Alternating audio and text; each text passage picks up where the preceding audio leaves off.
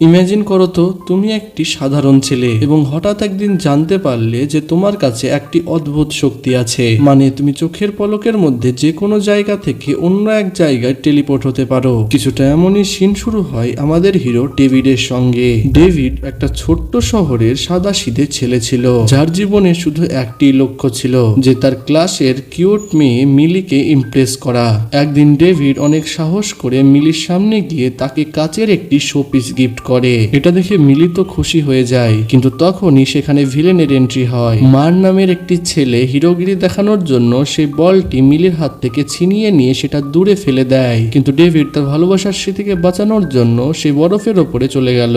যখনই সে বলটি তুললো তখনই ডেভিড সেই বরফ ভেঙে সেই ঠান্ডা কনকনে পানির মধ্যে ডুবে গেল। পানির স্রোত তাকে নিচের দিকে টেনে নিয়ে গেল। এতে ডেভিডের নিঃশ্বাস বন্ধ হয়ে আসছিল। সেখান থেকে বাইরে বেরোনোর কোনো রাস্তা ছিল না, কিন্তু তখনই সেখানে একটি অদ্ভুত কাণ্ড ঘটে। এরপরে যখন ডেভিডের চোখ খোলে তখন সে নিজেকে শহরের একটি লাইব্রেরির মধ্যে দেখতে পায়। এটাতে ডেভিড একদম আশ্চর্য হয়ে যায় এবং ভাবে এটা কি হলো। সে দৌড়ে সেখান থেকে নিজের বাড়ি চলে গেল, যেখানে সে তার বাবা উইলিয়ামের সঙ্গে থাকতো, কারণ ডেভিডের মা ম্যারি ছোটবেলায় তাকে ছেড়ে চলে গিয়েছিল, আর যেটার রাগ ছোটবেলা থেকে ডেভিডের মনে ছিল। এরপর উইলিয়াম ডেভিডকে জিজ্ঞাসা করে এতক্ষণ তুমি কোথায় ছিলে, কিন্তু ডেভিড তার কোনো উত্তর দেয় না। এরপর উইলিয়াম যখন ডেভিডের ঘরের দিকে যায়, ডেভিড ঘাবড়ে গিয়ে সেই আবার লাইব্রেরির মধ্যে পৌঁছে যায়। কিন্তু এইবার ডেভিড বুঝে গিয়েছিল যে এটা কোনো স্বপ্ন না, তার কাছে নিশ্চয়ই কোনো শক্তি আছে। তখন সে ভাবলো যে এই ছোট্ট শহরে কি বা আছে, তাই সে তার লকার থেকে পয়সা বের করে নতুন দুনিয়ার খোঁজ করতে লাগলো। এরপর সে পার্কে গিয়ে তার শক্তি প্র্যাকটিস করতে লাগে। এরপর সে বাড়ি গিয়ে ম্যাগাজিনে বড় বড় শহরের বড় বড় সেই বিল্ডিং গুলো দেখতে লাগে। তার ছোটবেলার একটা বিল্ডিং এর কথা মনে পড়ে, যেখানে সে তার মায়ের সঙ্গে গিয়েছিল। এরপর দেখতে দেখতে ঘরের সব জিনিসগুলো হাওয়াতে উঠতে লাগে এবং এক পলকের মধ্যে ডেভিড সেই বিল্ডিং এর ছাদের উপরে এসে পড়ে। আর এইখানে সে বুঝতে পারে যে সে সেইখানেই পৌঁছাতে পারবে যে জায়গাগুলো সে আগেও দেখেছে। এবার এমন শক্তি যদি কেউ পেয়ে যায় তাহলে কি সে চাকরি করবে? ডেভিড ব্যাংক চুরি করার সিদ্ধান্ত নেয়। এরপর সে একটি ব্যাংকে যায় এবং বাহানা করে সে ব্যাংকের লকারটি ভালোভাবে দেখে নেয়। রাত্রি হতেই সে সোজা ব্যাংকের লকারে গিয়ে পৌঁছে যায়। সেখানে টাকাগুলো দেখে ডেভিডের চোখ থমকে যায়। সে টাকাগুলো ব্যাগে ঢুকিয়ে নিজের ঘরে রেখে আসে এবং আবার সে ব্যাংকের লকারে আসে। এইভাবে সে পুরো লকারটি খালি করে দেয়। পরের দিন সকালে যখন ব্যাংক খোলে তখন ব্যাংকে হইচই শুরু হয়ে যায়। এবার সেখানে রোনাল্ড নামের একজন ব্যক্তির এন্ট্রি হয়। সে তো সরকারি জব করত, কিন্তু খুবই ভয়ানক ছিল। এরপর সে সিসিটিভি ফুটেজ দেখে একদম অবাক হয়ে যায়, কেননা সেখানে সে দেখে যে ব্যাংকের লকারের দরজাটা খোলাই হয়নি। তাহলে পয়সা কোথায় গেল? রোনাল্ড আগে থেকে এই জাম্পাসদের ব্যাপারে জানতো। এরপর সে সন্দেহ করে যে এই চুরি কোনো সাধারণ মানুষের পক্ষে সম্ভব নয়। এরপর অনেক বছর কেটে যায়। এখন আমাদের ডেভিড কোনো সাধারণ ছেলে ছিল না, সে এখন নিউ ইয়র্কের সব থেকে বড় আলিশান একটি পেন্ট হাউসের মালিক ছিল। তার কাছে এখন দুনিয়ার সব সুখ এবং সুবিধা ছিল। তার ঘরে পুরো দুনিয়ার ছবি এবং নকশা লাগানো ছিল, কারণ যে কোনো জায়গায় সে অনায়াসে যেতে পারে। এবং সে বাড়ির মধ্যে একটি সিক্রেট ঘর করেছিল, যেখানে প্রত্যেকটি দেশের টাকা ছিল। এই সুখে বেঁচে থাকা ডেভিড হঠাৎ একদিন লন্ডনের একটি বড় পাবে এন্ট্রি নেয় এবং সেখানে সে একটি সুন্দর মহিলাকে দেখতে পায় এবং কোনো কিছু না ভেবে সে তার সামনে তার শক্তির প্রদর্শন দেয় এবং এই জিনিসটা গ্রিফিন নামের একটি ছেলে দেখে নেয়। রাত কাটানোর পর ডেভিড পরের দিন কোনো সময় সমুদ্রে থাকে, তো কোনো সময় ইজিপ্টের পিরামিডের ওপরে বসে চিল করে। অন্যদিকে গল্পে একটি ডার্ক মোড আসে। সেখানে জঙ্গলের মধ্যে একটি ছেলে নিজের যান বাঁচানোর জন্য বারে বারে সেই জাম্প করার চেষ্টা করছিল, কিন্তু সে সেখানে আটকে যায়, কারণ রোনাল্ড সেখানে কারেন্টের তার লাগিয়ে রেখেছিল, যেগুলো এই জাম্পার্সদের শক্তিকে ব্লক করে দেয়। রোনাল্ড সেখানে পৌঁছায় এবং সে ব্যক্তিটি রোনাল্ডকে জিজ্ঞাসা করে তুমি কি চাও? রোনাল্ড তাকে বলে যে তোমাদের কাছে ঈশ্বরের মতো শক্তি থাকার কোনো প্রয়োজন নেই। এইভাবেই রোনাল্ড তাকে একটি চাকু দিয়ে স্ট্যাপ করে দেয়। ঠিক তখনই সেই পুরনো ব্যাংকের একটি সূত্র রোনাল্ড খুঁজে পায় এবং সে ডেভিডের ঘরে পৌঁছে যায়। যখন ডেভিড ঘরে পৌঁছায় তখন রোনাল্ডকে দেখে ডেভিড একদম আশ্চর্য হয়ে যায়। রোনাল্ড তাকে বলে সে ব্যাংক চুরির ইনভেস্টিগেশন করছে, কিন্তু ডেভিড বুঝে যায় যে এটা একটা জাল। ডেভিড তাকে বাইরে বের করার চেষ্টা করে, কিন্তু রোনাল্ড পুরো প্রস্তুতি নিয়ে সেখানে এসেছিল।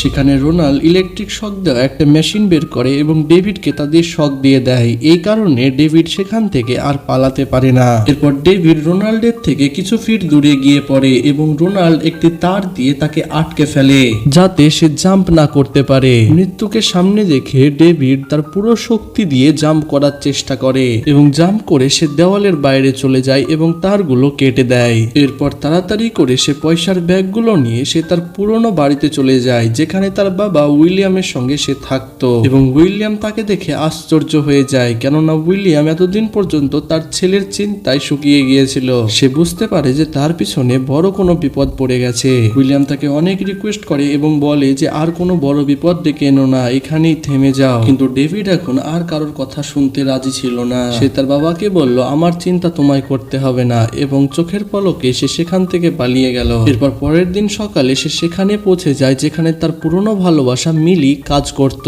এবং ভাগ্যক্রমে সেখানে মারের সঙ্গে তার দেখা হয়ে যায় এবং তাদের পুরনো দিনের কথাই তাদের মধ্যে গোলমাল পেকে যায়। এরপর রাগের মাথায় ডেভিড মারকে নিয়ে সে ব্যাংকের লকারের মধ্যে টেলিপোর্ট হয়ে যায়। এরপর সে আবার মিলির কাছে চলে আসে এবং ভালো ভালো সব কথা বলতে লাগে এবং সে মিলিকে বলে যে সে একজন ব্যাংকের বড় অফিসার। এরপর মিলি ও ডেভিডকে বলে তার খুব ইচ্ছা পুরো পৃথিবী ঘুরে দেখা। ডেভিডও সুযোগ বুঝে তাকে রোমে যাওয়ার অফার করে এবং মিলিও এতে রাজি হয়ে যায়। কিন্তু ডেভিড এটা জানতো না যে গ্রিফিন নামের একজন জাম্পার তাদের ফলো করছে। কয়েক ঘন্টার মধ্যে মিলি এবং ডেভিড রোমের বড় শহরে ঘুরে বেড়াচ্ছিল। অন্যদিকে হঠাৎ ব্যাংকের লকারের মধ্যে মার্ককে দেখে পুলিশ তাকে ধরে ফেলে এবং সেখানে তার সঙ্গে দেখা করতে আসে রোনাল্ড এবং তার ভয়ে রোনাল্ডের সামনে সে সবকিছু স্বীকার করে দেয়। এরপর রোনাল্ড বুঝে যায় যে তার শিকার এখন রোমে আছে। রোমে সুন্দর সন্ধ্যাবেলায় মিলি এবং ডেভিড একে অপরের সঙ্গে কথা বলছিল। ডেভিড তাকে কোলোসিয়ামের সেই জায়গায় নিয়ে যায় যেখানে সাধারণ মানুষের যাওয়া মানা ছিল।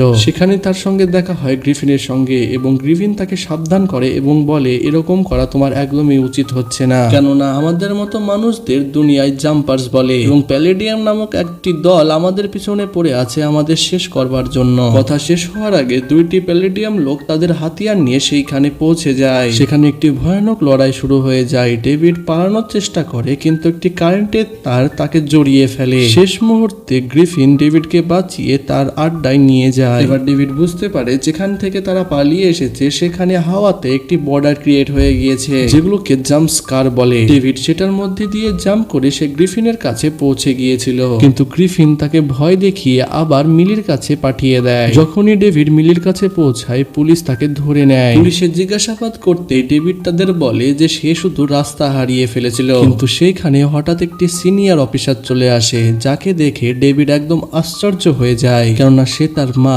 ম্যারি ছিল। সে ডেভিডকে বলে যে তোর কাছে প্যালেডিয়ামস থেকে পালানোর 30 সেকেন্ড আছে। এটা বলে সে তাকে হ্যান্ডকাপের চাবি দিয়ে দেয়। ডেভিড সেখান থেকে পালিয়ে সরাসরি মিলির কাছে যায়, কেননা সে মিলিকে আবার তার বাড়িতে পৌঁছে দিতে চেয়েছিল। অন্যদিকে রোনাল্ড ডেভিডের বাবা উইলিয়ামের কাছে পৌঁছে যায়, কিন্তু উইলিয়াম বলে যে ডেভিডকে সে গত 8 বছর ধরে দেখেনি। অন্যদিকে ডেভিড আবার সে গ্রিফিনের কাছে পৌঁছে যায় যেখানে সে দেখতে পায় যে জাম্পাসদের ফটো সেই গ্রিফিনের ঘরের দেওয়ালে লাগানো আছে। গ্রিফিন তাদের বলে যে এই লড়াই অনেক বছর ধরে চলে আসছে এবং প্যালেডিয়ান্সরা খুবই ভয়ানক একটি দল। অন্যদিকে ডেভিডের কারণে মিলি এবং তার বাবার জীবন সংকটে ছিল। ডেভিড দৌড়ে তার বাবার কাছে যায় এবং দেখতে পায় তার বাবা অজ্ঞান হয়ে মাটিতে পড়ে আছে। সে সঙ্গে সঙ্গে তার বাবাকে নিয়ে সেখান থেকে জাম্প করে হসপিটালে পৌঁছে যায়। এখন ডেভিডের মাথায় অনেক রাগ এবং সে রোনাল্ডকে মেরে ফেলতে চায়। সে গ্রিফিনের কাছে গিয়ে সাহায্য চায়, কিন্তু গ্রিফিন বলে সে 10 বছর ধরে রোনাল্ডকে ধরতে পারেনি। ডেভিড এখন নিশ্চিত ছিল যে রোনাল্ড মিলির কাছে যাবে,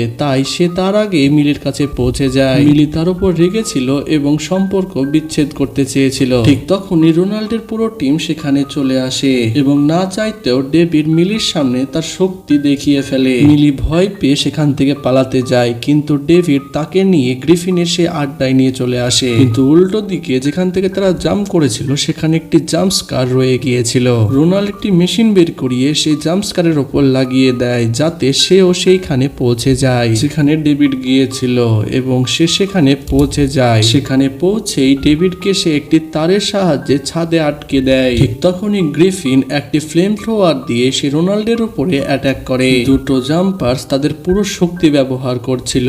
গ্রিফিন হারিয়ে গেল এবং একটি বাস নিয়ে চলে আসলো যেটি পুরোপুরি রোনাল্ডের উপরে পড়তে যাচ্ছিল, কিন্তু রোনাল্ড সেটা থেকে বেঁচে যায়। এরপর লড়াই আরো ভয়ানক হয়ে ওঠে। এরপর গ্রিফিন রোনাল্ডকে আবার সেই জায়গায় পাঠানোর জন্য একটি ফ্লেম থ্রোয়ার দিয়ে রোনাল্ডের ওপরে অ্যাটাক করে এবং নিজেও তার পিছনে জাম্প করে দেয়। এরপর গ্রিফিন রোনাল্ডের কাছ থেকে সেই মেশিনটি ছিনিয়ে নেয়, যেটা জাম্পস্কারকে বড় করে জাম্পার্সদের কাছে পৌঁছাতে সাহায্য করে। এরপর রোনাল্ড চালাকি করে একটি তার থ্রো করে মিলিকে আটকে নেয়। ডেভিড মিলিকে বাঁচাতে চেয়েছিল, কিন্তু রোনাল্ড অন্য কিছু চেয়েছিল।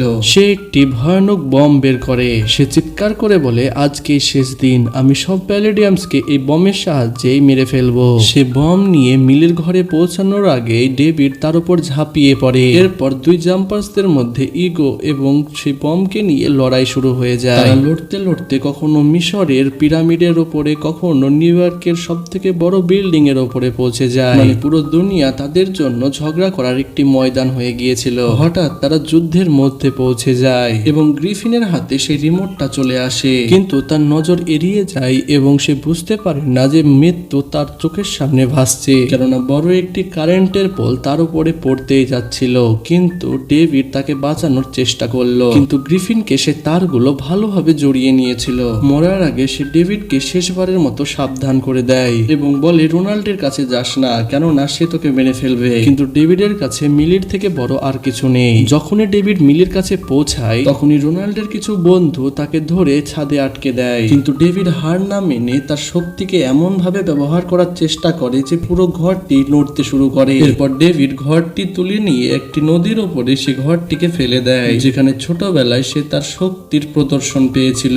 তাদের মধ্যে অনেকজন প্যালেডিয়াম সেখানেই মারা গিয়েছিল। এরপর ডেভিড সে ঘরটাকে নিয়ে সে লাইব্রেরির মধ্যে চলে আসে, যেখান থেকে তার জার্নি শুরু হয়েছিল, এবং সেখানে সে দেখতে পায় রোনাল্ড এখনো বেঁচে আছে। এরপর ডেভিড রোনাল্ডকে নিয়ে ক্যানিয়নের একটি বড় পাহাড়ে তাকে ছেড়ে চলে আসে, যাতে সে আর কখনো সেখান থেকে পালিয়ে আসতে না পারে। সবকিছু শান্ত হওয়ার পর ডেভিড তার মার সঙ্গে দেখা করতে যায়। সেখানে ম্যারি তাকে একটি সত্য কথা বলে, যেটা শুনে ডেভিড অবাক হয়ে যায়। সে বলে যে সে নিজে একটি প্যালেডিয়াম জাম্পার্সদের শিকারী। যখন ডেভিড 5 বছরের সময় একবার জাম্প করে হারিয়ে গিয়েছিল, তখন ম্যারি বুঝতে পেরেছিল যে তার ছেলে একজন জাম্পার। তাই ম্যারি কোনো মায়া না দেখিয়ে সে তার ছেলেকে ছেড়ে চলে আসে, যাতে কোনো প্যালেডিয়ামসের তার প্রতি সন্দেহ না যায়। আর আজকের দিনও তারা একসাথে থাকতে পারে না, কেননা শিকারী আর শিকার একসঙ্গে কখনোই থাকতে পারে না। শেষে ডেভিড মিলির হাত ধরে একটি নতুন শহর এবং একটি নতুন দুনিয়ার আবিষ্কার করতে চলে গেল। তো ভাই, এটাই ছিল একটি জাম্পারের গল্প। গল্পটি তোমাদের কেমন লাগলো কমেন্টে অবশ্যই জানিও, এবং চ্যানেলে নতুন হয়ে থাকলে আমি বলবো না। So stay tuned, by.